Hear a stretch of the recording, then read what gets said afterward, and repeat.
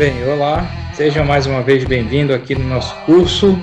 Estamos aqui no módulo Os Evangelhos do nosso Instituto Teológico Graça, o ITG, faz parte aí da Igreja Evangélica dos Irmãos do Brasil. Então, nessa aula aqui, nós vamos começar a fazer um resumo dos Evangelhos. Olhar um pouco mais dentro dos Evangelhos, pegar uma espécie de esboço dos Evangelhos para entender como eles estão estruturados. Então, nós já falamos, fizemos um breve panorama sobre cada evangelho, olhando o estilo, o autor, a data da escrita, o propósito de cada evangelho.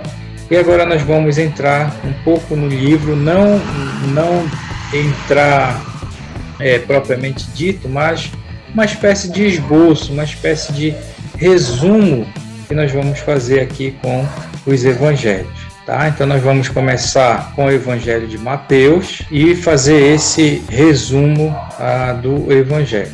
O evangelho de Mateus, ele começa, a primeira divisão que podemos fazer é no capítulo 1 até o capítulo 4, versículo 25. Então podemos ver que dentro desse trecho do Evangelho de Mateus, ele vai apresentar Jesus. Jesus é apresentado e é a apresentação de Jesus e das novas do reino dos céus, tá? Então você lembra que Mateus ele está escrevendo para judeus, tá? Para judeus cristãos e não cristãos, tá? Então, esse assunto do reino dos céus, ele vai ser muito, muito colocado aqui pelo evangelista Mateus, tá bom? Então, do capítulo 1 até o capítulo 4, versículo 25, nós vamos ter a apresentação de Jesus e das novas do reino dos céus. Ou seja, Mateus vai falar sobre esse Jesus, claro, vai apresentar Jesus e essa questão do reino dos céus. Então, logicamente, Mateus inicia, como nós sabemos, com a genealogia de Jesus, claro, né? E por que ele fala da genealogia de Jesus? Porque ele queria provar o direito legal de Jesus como um herdeiro de Abraão e de Davi, tá? Então, apenas 2 evangelhos apresentam a genealogia de Jesus, que no caso é Mateus e Lucas, né? E no caso de Mateus, ele apresenta a genealogia legal de Jesus, para provar que Jesus ele já começa mostrando que ele era um herdeiro legal de Abraão e de Davi, que ele vinha dessa linhagem de Abraão e de Davi como descendente. A atenção do leitor, do judeu, né, que é a audiência de Mateus, claro que vai ser logo atraída por essa questão, né? Então, o judeu leitor, quando pegasse esse evangelho e visse que começa logo com essa genealogia, então já ia logo atrair a atenção dele, né? Lemos então o relato da concepção milagrosa de Jesus, vemos então o seu nascimento lá em Belém, a visita dos magos, né? Dos astrólogos ou astrônomos, aí depende da interpretação de cada um. Temos então a questão da fúria de Herodes, quando ele mata todos os meninos de Belém com menos de 2 anos. Vemos então a fuga de José e Maria para o Egito, né, com a criancinha, com o bebezinho Jesus, e seu subsequente retorno para residir em Nazaré, tá? Então Mateus tem o cuidado assim de trazer à atenção o cumprimento de profecias para provar que Jesus é aquele que deveria vir, né? Que esse Jesus é o Messias, tá? Seria o Messias. Então, nós vemos, ele coloca, por exemplo, Mateus, nós olharmos do 1, versículo 23, Então, logo no início do seu evangelho, ele já começa a colocar, por exemplo, no versículo 23 de Mateus 1, ele diz: Eis que a Virgem, na verdade 22, ora, tudo isso aconteceu para que se cumprisse, olha a palavra-chave do evangelho de Mateus que nós vimos, né? Cumprisse o que fora dito pelo Senhor por intermédio do profeta. Eis que a Virgem conceberá e dará à luz um filho, e ele será chamado pelo nome de Emanuel, que quer dizer Deus conosco. Então, veja bem que ele já começa mostrando essa profecia aqui, que se refere a Jesus, tá? E aí, quem foi que falou essa profecia? Aí a gente vai ver em Isaías 7,14. Então, em Isaías 7,14, é a profecia do profeta Isaías, que diz: portanto, o Senhor mesmo dará um sinal, eis que a Virgem conceberá e dará à luz um filho e lhe chamará Emanuel. Então, essa é a profecia, primeira profecia que ele chama lá. E aí a gente pode ver outras profecias, por exemplo, Mateus, capítulo 2, versículos de 1 a 6, vemos o seguinte, que tendo Jesus nascido em Belém da Judéia, em dias do rei Herodes, eis que vieram os magos do Oriente a Jerusalém e perguntavam: onde está o recém-nascido rei dos judeus? Porque vimos a sua estrela no Oriente e viemos para adorá-lo. Tendo ouvido isso, alarmou-se o rei Herodes e com ele toda Jerusalém. Então, convocando todos os principais sacerdotes e escribas do povo, indagava deles onde o Cristo deveria nascer. Em Belém da Judéia, responderam eles, porque assim está escrito por intermédio do profeta: e tu, Belém, terra de Judá, não és de modo algum a menor entre os principais de Judá, porque de ti sairá o guia que há de apresentar o meu povo Israel. Então, veja bem que eles citaram, né, a profecia aqui, e essa profecia ela está lá no livro de Miqueias, capítulo 5, versículo 2, que diz. Então, se você ler Miqueias 5:2, você vai ver lá que tem essa profecia que fala: e tu, Belém Efrata, pequena demais para figurar como grupo de milhares de Judá, de ti me sairá o que há de reinar em Israel, e cujas origens são desde os tempos antigos, desde os dias da eternidade. Então, estava falando aqui da questão de Belém, que Jesus ia nascer em Belém. Bem, então podemos... Mateus faz muito isso nesses primeiros capítulos aqui. Por exemplo, no capítulo 13, versículo 18, você pode comparar com Oséias 11:1 e Jeremias 31:15. Mateus 2, 23, você pode comparar com Isaías 11:1. Enfim, então, nós temos, então, depois disso, o relato de Mateus dá, então, um salto, né, no tempo de quase aí 30 anos, né, onde aparece aí João Batista, né, o batizador, lá pregando no deserto da Judéia, né, quando ele diz: arrependei-vos, pois está próximo o reino dos céus, Mateus 3, versículo 2. Ele batiza os judeus arrependidos no Rio Jordão e adverte os fariseus, os saduceus ali, né, sobre aquele vindouro furor, né, o juízo de Deus que estava vindo. Então, Jesus, ele vem da Galileia e ele é batizado lá no Rio Jordão.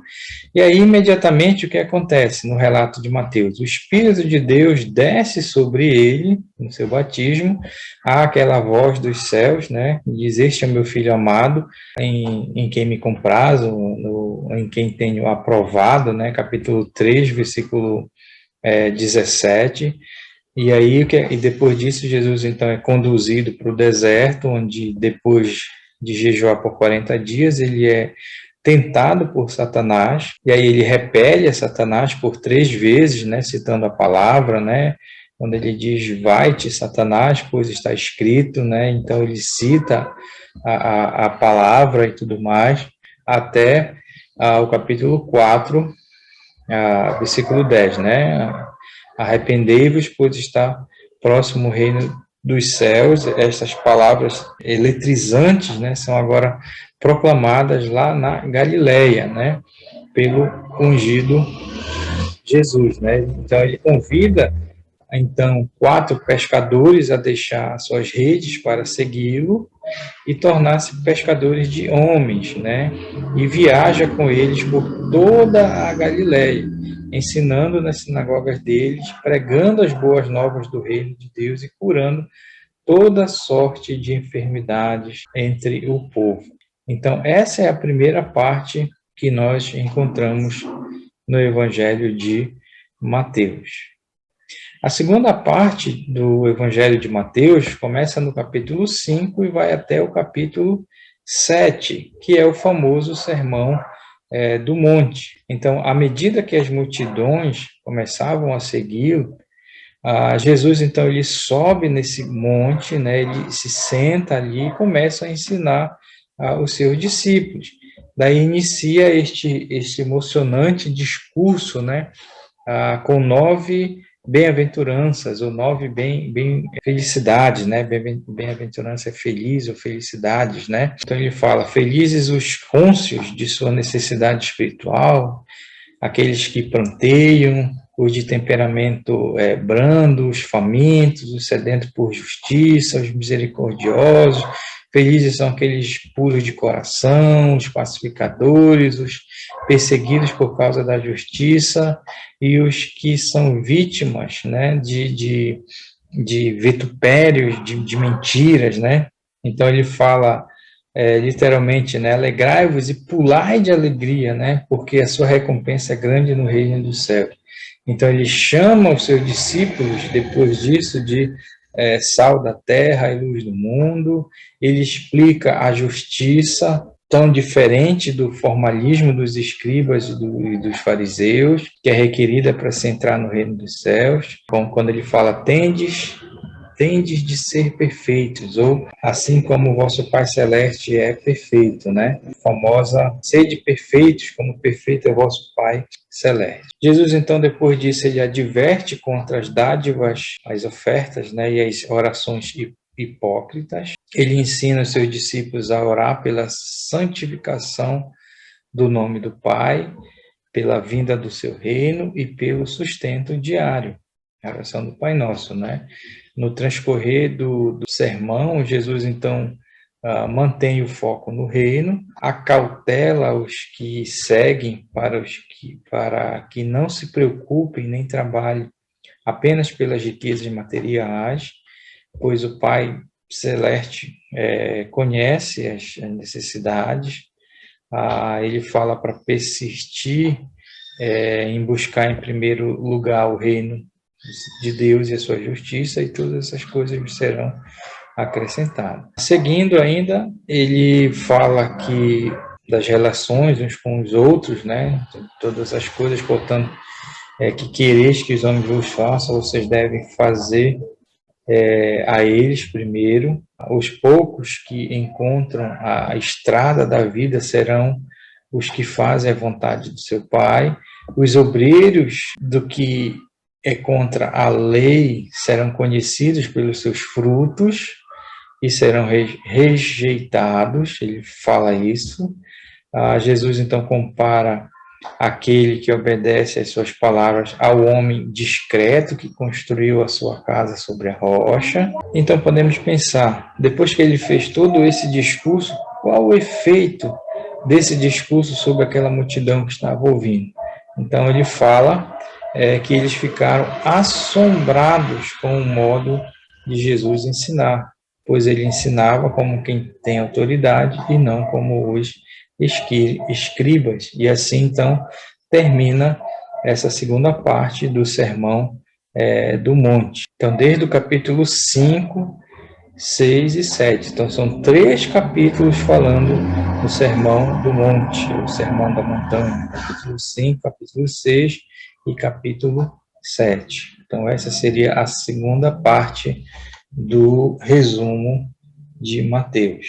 Então, continuando, a terceira parte aqui do nosso resumo do Evangelho de Mateus fala da expansão da pregação do reino, desde o capítulo 8 até o capítulo 11. Tá? Então, do capítulo 8 ao capítulo 11, Jesus vai falar sobre a pregação do reino. Tá? Então, nesse texto, nesse trecho do Evangelho de João, Jesus vai realizar muitos milagres, vai curar leprosos, paralíticos, vai tratar de pessoas com possessões de demônios, ele vai demonstrar até mesmo a autoridade dele sobre o vento e as ondas do mar, quando ele vai acalmar tempestades, ele vai ressuscitar uma menina, e aí a gente vê nesse texto, nessa parte aqui do capítulo do livro de Mateus, a paixão dele que ele sente pelas multidões, né? Quando ele, ao ver que pessoas são esfoladas, são lançadas de um lado para o outro, como ovelhas sem pastor. Por isso ele diz aos seus discípulos, né? Que a colheita é grande, mas os trabalhadores são poucos, e então eles devem rogar ao Senhor da seara, ao Senhor da colheita, que mande realmente mais trabalhadores para a sua colheita. Isso nós encontramos aqui no Evangelho de Mateus, no capítulo 9, versículo 36 a 38. Daí, então, Jesus escolhe e comissiona os 12 apóstolos. Jesus dá instruções definidas sobre como eles deveriam efetuar o seu trabalho e enfatiza a doutrina central do ensinamento que eles deveriam fazer, né? Quando ele diz que ao irdes, pregai, dizendo, o reino dos céus se tem aproximado, está próximo, né? Então, veja que aqui é a questão do reino, né? A pregação do reino, a expansão do reino. Então, a mensagem que eles deveriam era essa, que o reino estava próximo. Jesus, então, dá demonstrações sábias e amorosas, né? Para eles também, de graça vocês receberam, então vocês devem de graça dar, né? Mostrai-vos cautelosos com as serpentes, contudo, inocentes como as pombas. Eles seriam odiados e perseguidos, até mesmo pelos parentes mais chegados deles. Mas Jesus lembra-lhes que quem achar a sua alma vai perder, e quem perder a sua alma por causa dele vai achar. Então, essas são as instruções no capítulo 10 que ele dá para os seus discípulos. Eles, então, seguem o seu caminho para ensinar e pregar nas cidades designadas por Jesus. Jesus identifica, então, João, o batizador, como o mensageiro enviado diante dele, o prometido, né, o Elias, mas esta geração, que era aquela geração lá, não aceitou, né, a João Batista, nem creram nele, e nem iam crer realmente no Filho do Homem, né, Mateus capítulo 11, ele fala isso. Assim, como ele fala lá, ai desta geração e das cidades que não se arrependeram ao ver as suas obras poderosas, mas aqueles que se tornam seus discípulos acharão refrigério para as suas almas. Então, aquela geração foi uma geração amaldiçoada, né, porque viram as obras, mas não se arrependeram. Então, esse é o terceiro ponto aqui do nosso resumo no Evangelho de Mateus. Então, do capítulo 8 até o capítulo 11, versículo 30, ele vai falar sobre essa expansão do reino, do seu reino. Agora, do capítulo 12, nós temos um outro resumo, né, quando ele vai refutar e vai denunciar os fariseus, tá? Então, no capítulo 12, então, podemos ver que ele vai pegar no pé, então, dos fariseus, né? Então, os fariseus tentam achar alguma falta em Jesus na questão, por exemplo, do sábado, mas ele refuta as suas acusações e lança sobre eles uma forte condenação pela sua hipocrisia. Ele lhes diz, né, descendência de víboras, como podeis falar coisas boas quando sois iníquos? Pois é da abundância do coração que a boca fala, né? Na nossa versão revista atualizada, a boca fala do que está cheio o coração, né? Capítulo 12, versículo 34. Então, nenhum sinal lhe será dado, exceto de Jonas, o profeta.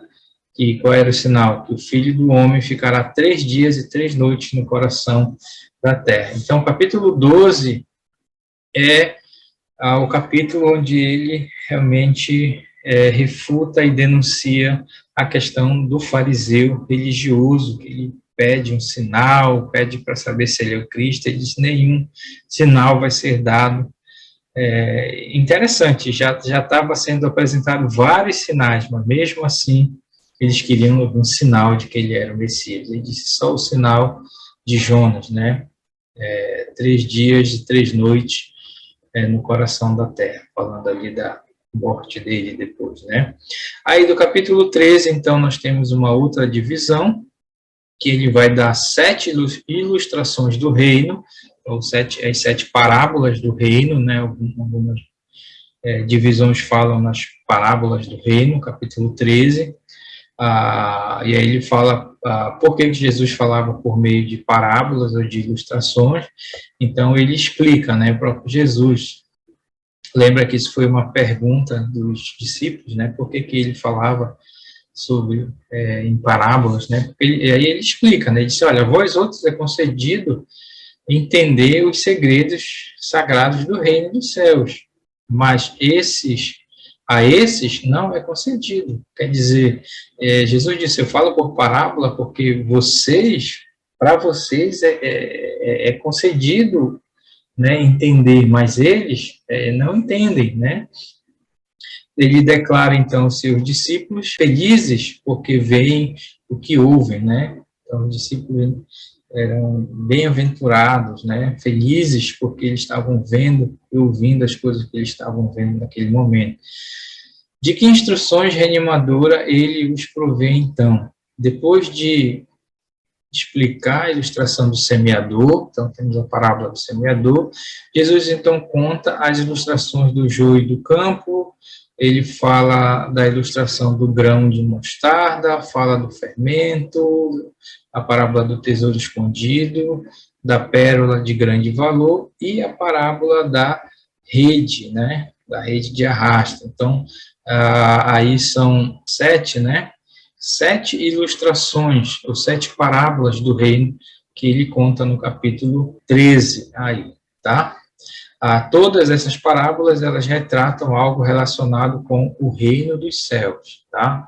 Contudo, o povo tropeça por causa dele, Jesus lhe diz, um profeta não passa sem honra, a não ser no seu próprio território, em sua própria casa. Mesmo contando aquelas parábolas, todas essas 7 parábolas do reino, o povo ainda não acreditava nele, não acreditou nele. Ele disse, o profeta não tem honra, a não ser na sua própria casa.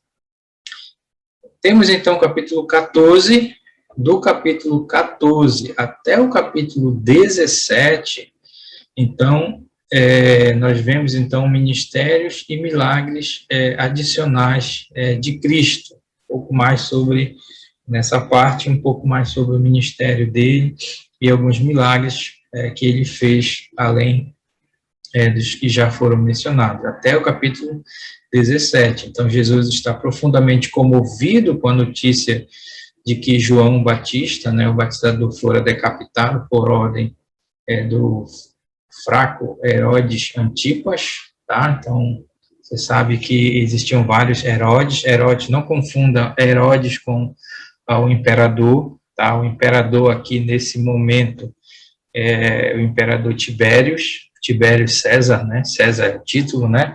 E Herodes era o rei que governava ali aquela região ali da Palestina.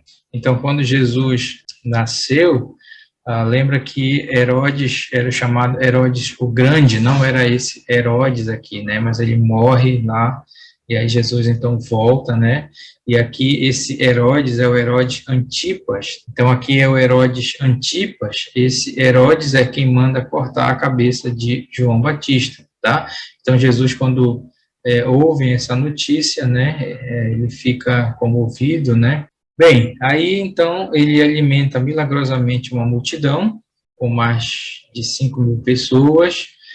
Temos então nessa parte, ele caminha sobre o mar, ele refuta a crítica adicional dos fariseus. Então veja que lá no capítulo 13, Jesus já refuta os fariseus, mas aqui, de novo, eles estão perturbando, né?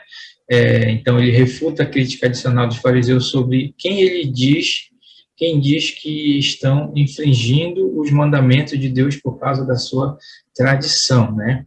Então ele refuta essa crítica, né, dos fariseus, que eles estavam quebrando a lei e tudo mais.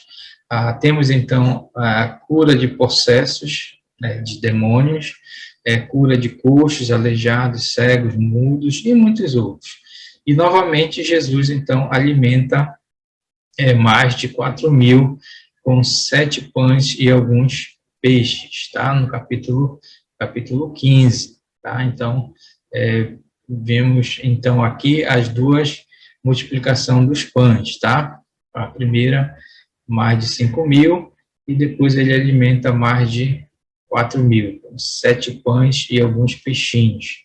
Aqui foram, se eu não me engano, 5 pães e 2 peixinhos, é a mesma que João menciona, mas ele tem a outra multiplicação dos pães, com 7 pães e alguns peixinhos. Respondendo a uma pergunta de Jesus, Pedro então o identifica, né, o famoso capítulo 16, quando ele fala da igreja, quando ele pergunta quem eu sou, né, então Pedro identifica, tu és o Cristo, o Filho do Deus vivente, o Filho do Deus vivo. Então Jesus elogia Pedro e declara que sobre esta pedra edificarei a minha igreja, a minha congregação, né, capítulo 16, então é nessa parte aí.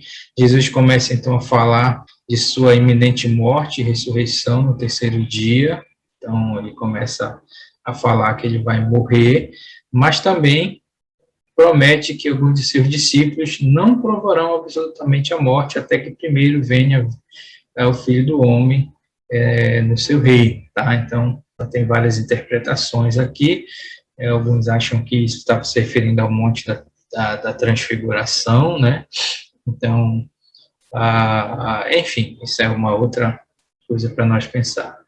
Daí, 6 dias mais tarde, Jesus leva então Pedro, Tiago e João a um alto monte, como eu falei, o monte da transfiguração, ele é transfigurado em glória. Em visão, eles veem Moisés e Elias conversando com ele, ouvem a voz do céu: este é meu filho amado, em quem tenho provado, escutai-o. Depois eles descem do monte e Jesus, então, diz que o prometido Elias já veio e eles não perceberam. Ele estava falando de João Batista. Então, dentro dessa sessão do capítulo 14 até o capítulo 17, tá? Um pouco mais do ministério dele e algumas outras milagres que ele fez, tá? Bem, no capítulo 18, então, nós vemos Jesus aconselhando os seus discípulos, tá? Capítulo 18, ele aconselha os seus discípulos, tá? Enquanto se acham lá em Cafarnaum, na Galileia, né? Jesus fala aos seus discípulos a respeito, ele fala a respeito de humildade, da grande alegria de se recuperar uma ovelha perdida, contra aquela questão da ovelha perdida, as 99, enfim, né? E de resolver a questão de ofensas entre irmãos. Então, Pedro pergunta, né, faz aquela famosa pergunta: quantas vezes deveria perdoar ao irmão, né? E Pedro diz, né, 7 vezes, né? Então, porque na tradição dizia que era até 3 vezes, né? Então Pedro já coloca o dobro mais um, né? Até 7. Jesus disse, não, nem 3, nem 7, nem 100, né? Eu te digo que até 70 vezes 7, quer dizer, todo tempo, né? Para dar mais força a isso, Jesus conta a ilustração do escravo cujo amo lhe perdoa uma dívida de 60 milhões de denários, né? Fazendo o cálculo lá, né? Aquela famosa parábola lá, que ele perdoa a dívida, depois o homem não quer perdoar uma dívida menor e tudo mais, né? Mais tarde, este escravo mandou prender, então está falando aqui da parábola, né?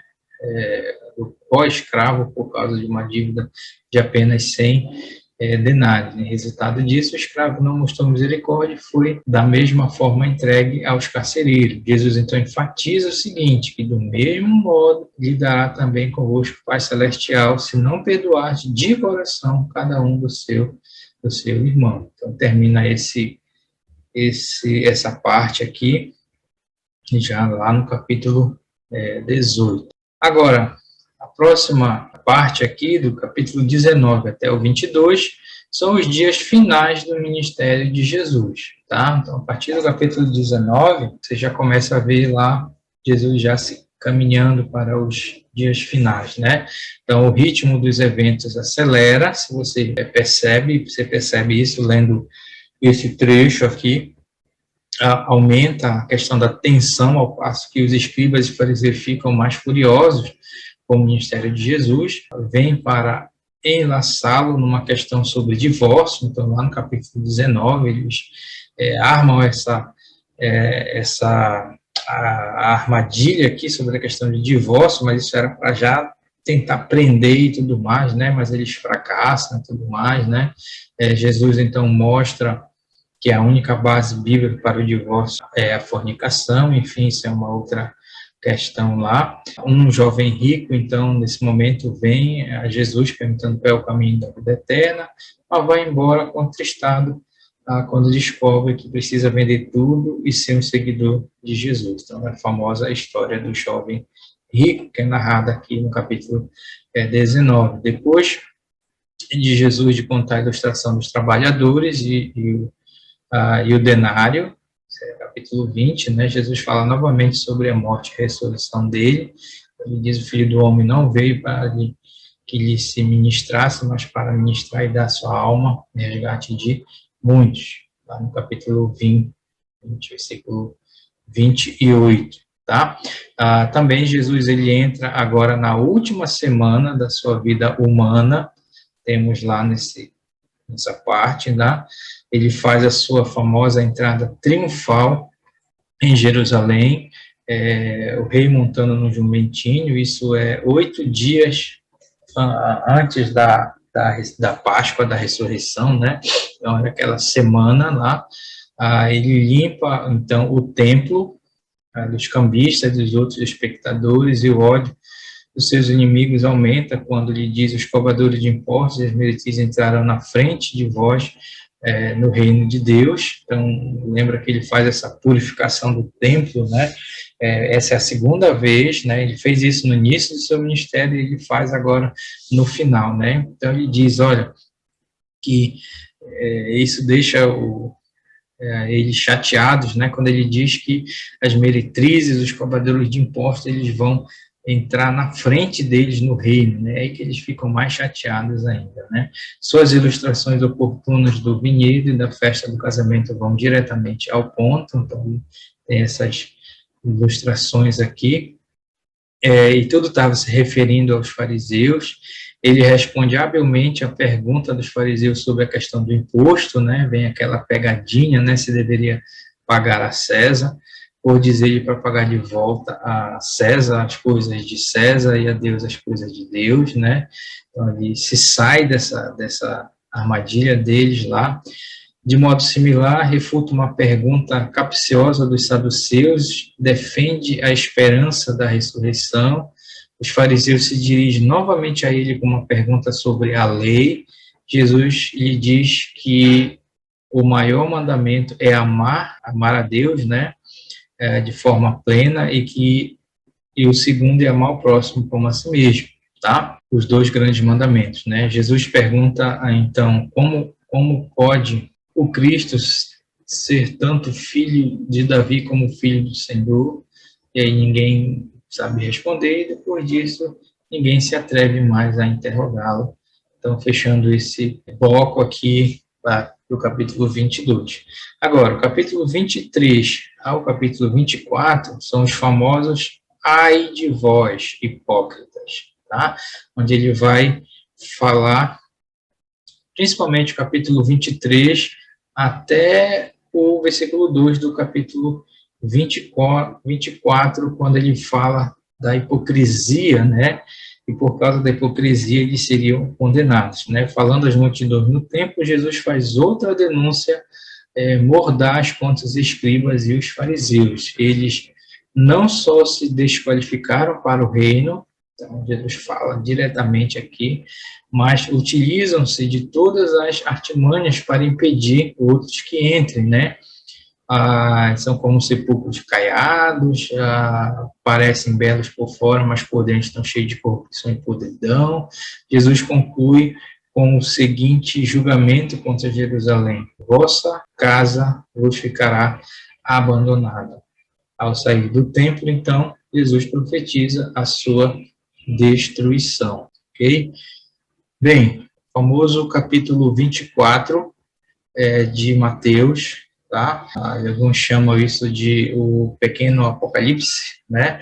Porque aqui Jesus ele vai fornecer o sinal da sua volta, tá? Da sua volta. Então, lá no Monte das Oliveiras, os discípulos perguntam qual era o sinal da sua presença e da terminação do sistema das coisas, né? Fazem aquela pergunta para Jesus, né?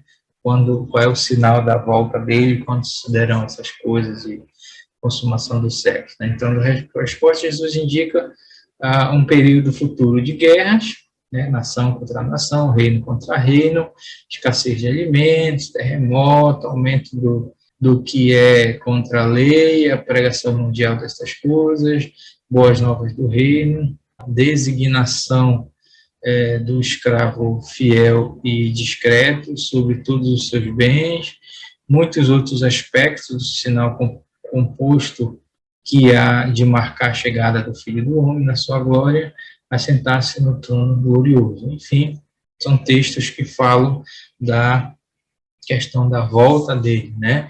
E aí Jesus conclui, então, esta importante profecia com a ilustração da famosa parábola das 10 virgens e dos talentos. Então, veja que essas duas parábolas era para realmente concluir sobre a questão da vinda dele, que era para vigiar e tudo mais, que reservam alegre recompensa para os alertas e fiéis, e a ilustração das ovelhas e dos cabritos, né, que mostra que os semelhantes sempre cabritos partirão para o decepamento eterno, mas os justos para a vida eterna, tá?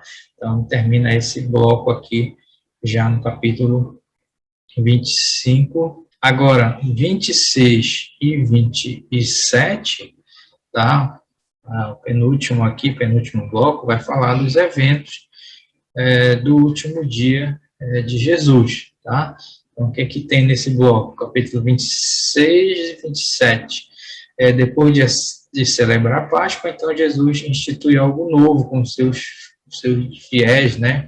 Convidando-os para partilhar de um pão que não é fermentado e um vinho, que são símbolos do seu corpo e do seu sangue. Daí institui então a ceia, né? A ceia do Senhor. Daí depois daquela noite lá, depois dele instituir lá, eles vão lá para o Getsemane, né? O jardim. Jesus então ora. Ali Judas então chega com a multidão armada, traz Jesus com aquele beijo hipócrita, né? Jesus então é levado perante o sumo sacerdote, os principais sacerdotes e o sinédrio, né, buscam falsas testemunhas contra Jesus para acusar, né, fiel à profecia de Jesus. Jesus já tinha falado, né? Pedro então nega Jesus, né? Quando posto à prova. Judas, então, sentindo-se remorso, lança o seu dinheiro da traição para dentro do templo, veja que ele não se arrependeu, sentiu remorso, né? E daí ele sai e vai se enforcar. Pela manhã, então, Jesus é levado perante o governador romano Pilatos, que o entrega para ser pregado na estaca, sob a pressão da turba, né, da multidão, citada realmente pelos sacerdotes, que grita, né, que o sangue dele caia sobre nós e sobre nossos filhos, né? Daí os soldados do governador zombam da sua realeza e depois conduzem para o Gólgota, onde ele é pregado na estaca entre dois ladrões, com aquela inscrição lá, que diz lá, este é Jesus, o rei dos judeus, Mateus 27, já 25 e 27, né? E aí, depois das horas da agonia, finalmente Jesus morre por volta lá das 3 horas da tarde e é colocado no túmulo memorial novo, né? E esse túmulo, você sabe que pertencia a esse homem José de Arimateia, que era um homem rico, né? Ali, e este foi o dia mais momentoso de toda a história, com certeza, a morte de Jesus.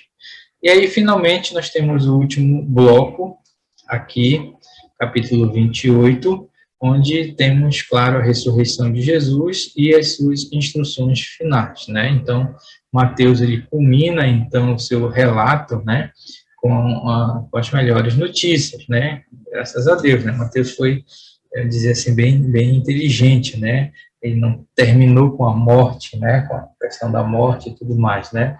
Mas ele termina com a ressurreição, né? Então, o morto Jesus, ele é ressuscitado, está vivo novamente. Daí, bem cedo, temos, então, o primeiro dia da semana, a Maria Madalena e a outra Maria, né? Elas vão lá ao túmulo e ouvem esse anjo anunciar este fato, né? Fato alegre, né? Capítulo 28, versículo 1. Para confirmar isso, o próprio Jesus aparece. Os inimigos, então, de Jesus, eles tentam até mesmo lutar contra esse fato sobre a ressurreição, né? Lembra que eles subornam os soldados, né, para dizer que os discípulos tinham vindo à noite e furtado o corpo, né, enquanto estavam dormindo. Então, tem esse fato que Mateus narra. Então, mais tarde, na Galileia, Jesus se reúne outra vez com seus discípulos e qual é a sua instrução de despedida, né? Então, é a seguinte, né? A famosa comissão, grande comissão, né? Ide, fazer discípulos de todas as nações, batizando-os em nome do Pai, do Filho e do Espírito Santo. Essa é a grande comissão. Ele termina o seu evangelho. Teriam eles a orientação nesta obra de pregação.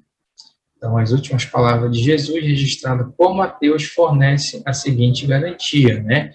Então, eis que estou convosco todos os dias até a consumação do século. Então, eles teriam essa missão, mas Jesus prometeu que eles não estariam sozinhos, estariam com ele todos os dias até a consumação do século, capítulo 28, final do Evangelho, tá?